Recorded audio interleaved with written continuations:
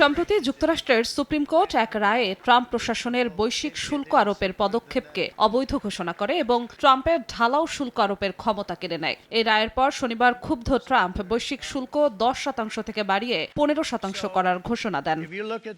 ঐতিহাসিক এই রায়ের পর ভারত যুক্তরাষ্ট্র বাণিজ্যে তৈরি হয়েছে অনিশ্চয়তা। চলতি সপ্তাহে ওয়াশিংটনে বাণিজ্য প্রতিনিধি দল পাঠানোর পরিকল্পনা পিছিয়ে দিয়েছে ভারত। ভারতের বাণিজ্য মন্ত্রণালয়ের একটি সূত্রের বরাত দিয়ে বার্তা সংস্থা রয়টার্স জানায়, দুই দেশের কর্মকর্তাদের আলোচনার পর সফর স্থগিতের সিদ্ধান্ত নেওয়া হয়েছে। এখনও নতুন কোনো তারিখ নির্ধারণ করা হয়নি।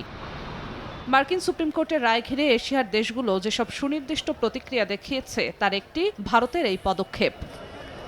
রাশিয়ার কাছ থেকে জ্বালানি তেল কেনায় ভারতের কিছু পণ্যের ওপর 25% শাস্তিমূলক শুল্ক আরোপ করেছিল ওয়াশিংটন। সেই শুল্ক কমানোর বিষয়ে একটি অন্তর্বর্তী বাণিজ্য চুক্তি চূড়ান্ত করতে এ সফরের পরিকল্পনা করা হয়েছিল। চুক্তির শর্ত অনুযায়ী ভারতীয় পণ্যের ওপর মার্কিন শুল্ক কমিয়ে 18% করার কথা ছিল। বিপরীতে আগামী 5 বছরে যুক্তরাষ্ট্র থেকে $50,000 কোটি মূল্যের পণ্য কিনতে রাজি হয়েছিল ভারত।